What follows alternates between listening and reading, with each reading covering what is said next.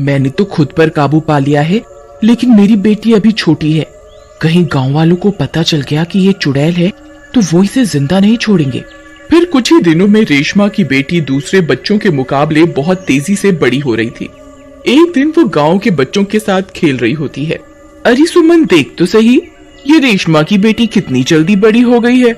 इसकी उम्र के बाकी बच्चे तो इसके आगे बौने लग रहे हैं। रामपुर नामक गांव में माया नाम की एक लड़की रहती थी। वह बहुत ही सुंदर थी। उसकी सुंदरता ही उसकी जान की दुश्मन बन गई। जब भी वह घर से बाहर निकलती, गांव के मनचले उसे छेड़ा करते। रोज रोज की छेड़खानी से तंग आकर एक दिन वो लड़की सड़क किनारे जाकर तेज रफ्तार कार के सामने कूदने ही वाली थी कि तभी वहां एक सुमित नाम का लड़का आकर उसे बचा लेता है। ये सब घटना वहाँ पेड़ पर रह रही चुड़ैल देखती है। ये कितना नेक इंसान है, मैं तो इसे कैसे भी हासिल करके रहूंगी। और वो एक सुंदर सी औरत का भेष बदल शादी करके उसके साथ उसके घर में रहने लगती है।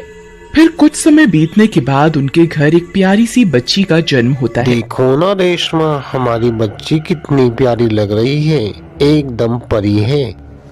हाँ जी, बिल्कुल आप पर ही गई है। लेकिन रेशमा मन ही मन डर रही होती है। मैंने तो खुद पर काबू पा लिया है, लेकिन मेरी बेटी अभी छोटी है।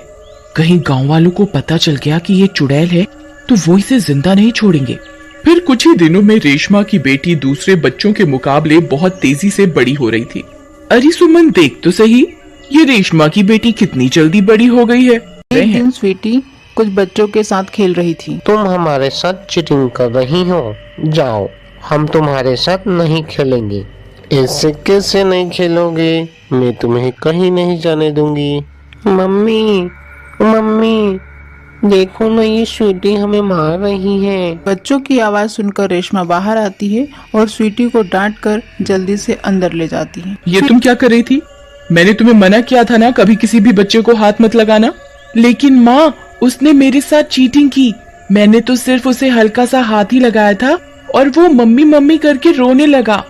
बेटा, तुम आम बच्चों की तरह नहीं हो, तुम इन सब से अलग हो। फिर अगले दिन रेशमा स्वीटी के बालों में कंघी कर रही थी। माँ, आज मेरी 2 चोटी करो ना। नहीं नहीं बेटा, अभी तुम्हारे बाल इतने लंबे नहीं है कि 2 चोटी हो सके। फिर रात होने पर सब सो रहे होते हैं। अरे मर गई रे, हाय रे, कोई मेरे बालों पर उस तरह फेर कर मुझे गंजा कर गया रे। अरे रेशमा, ये कैसा शोर है भला? ये औरत इतना रो क्यों रही है? अजी आप सो जाइए, मैं देखती हूँ। फिर रेशमा उस औरत के पास जाती है। उस औरत को गंजा देखकर वो हैरान रह जाती है। अरे बहन, ये क्या हुआ? तुम्हारे बाल कहाँ गए? क्या बताऊं बहन, कोई कमबख्त अंधेरे का फायदा उठाकर मेरे बाल ही काट कर ले गया।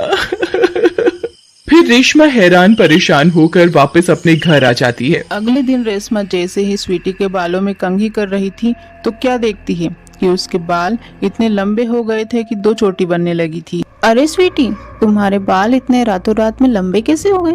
ये कैसे हो सकता है? कल तो एक ही चोटी बनी थी, ये रात रात में बाल बढ़ कैसे गए? अरे माँ, आप तो जानती हो ना, मुझे बड़े बालों का कितना शौक है। फिर उसी रात को गांव से औरतों की चीखने की आवाजें आने लगती है। वहाँ भी गंजी हो जाती है। रात में कोई उनके बाल काट कर ले जाता है। इधर स्वीटी के बाल कई फीट लंबे हो गए थे। यहाँ देखकर रेशमा भी हैरान थी। स्वीटी कंघी करवाकर जैसे ही बच्चों के साथ खेलने के लिए जाती है तो उसके घने लंबे बालों को देखकर उन गंजी औरतों की आंखें फटी की फटी रह जाती है। अरे दैया ओ दैया, ये लड़की क्या चमत्कारी है, इसके बाल तो रातों रात कितने लंबे होते जा रहे हैं।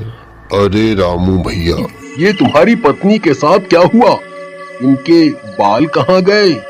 पता नहीं भाई, मैं तो सो रहा था। रात के अंधेरे में कोई आया और इसके बालों पर उस तरह फेर के चला गया।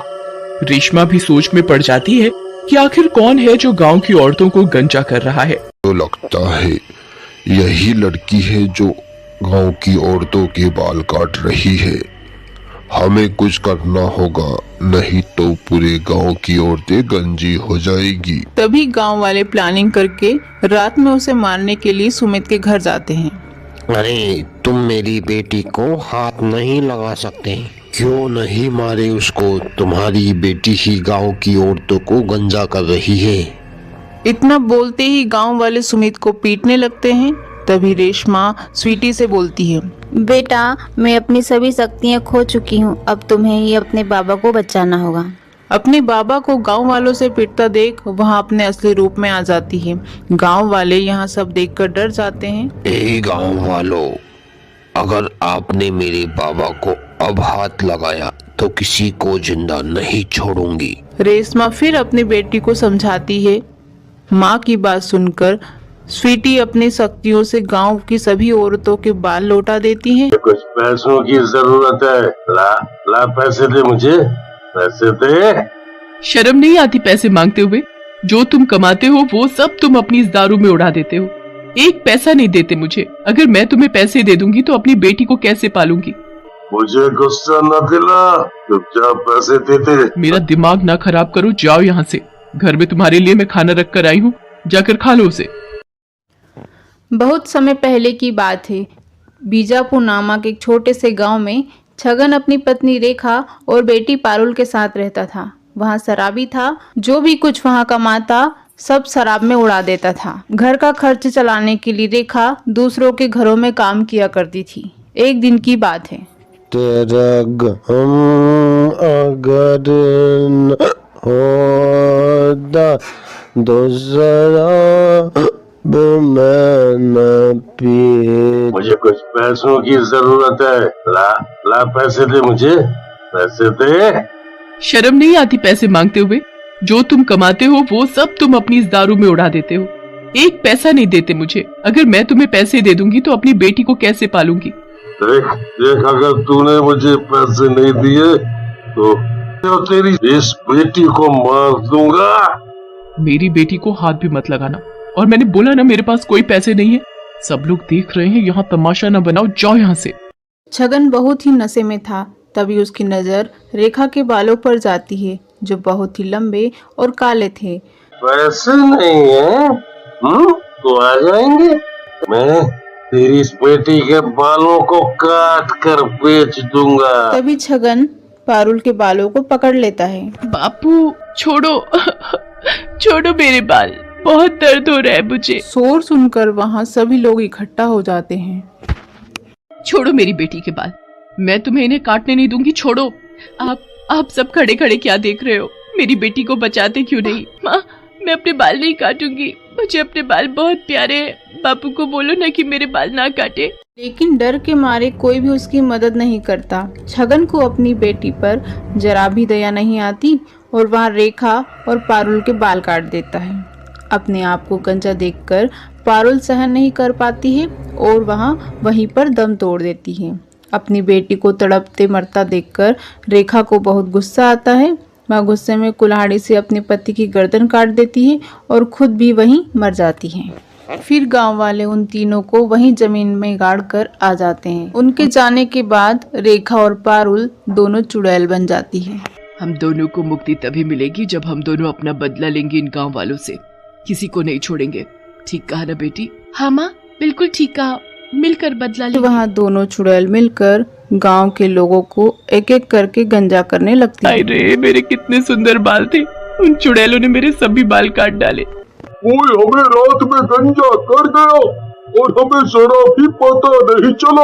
अरे भाई, आदमी तक तो ठीक है, पर गांव की औरतें गंजी होकर बहुत बुरी दिखती हैं। ऐसे ही रोज रात में घूम घूम कर दोनों चुड़ैलों ने पूरे गांव के लोगों के बाल काट दिए थे। अब वह चुड़ैल गांव के सबसे बूढ़े आदमी गोपाल काका के पास जाती है और उसकी बेटी के बाल काटने लग जाती है। रुक जा, मत काट मेरी बेटी के बाल। अगर तूने इसे गंजा कर दिया तो उससे कभी कोई शादी नहीं करेगा। बेटी तू ऐसा क्यों कर रही है? काका, इन सब की आंखों के सामने मेरा शराबी पति ये सब कर रहा था, पर इनमें से कोई आगे नहीं बढ़ा हमें बचाने के लिए। इसलिए हम दोनों माँ बेटी इन्हें अपने जैसी सजा देने आए हैं। बेटी, इनके किए की सजा इन्हें मिल चुकी है, पर अब तुम दोनों अपने आप को शांत करो। अगर तुम दोनों ऐसे ही भटकती रही तो दूसरा जीवन नहीं ले पाओगी। चुड़ैल काका की बात मान लेती है और सारे गांव वाले उन दोनों चुड़ैल से माफी मांग लेते हैं। फिर वह दोनों चुड़ैल हमेशा हमेशा के लिए वहां से चली जाती है।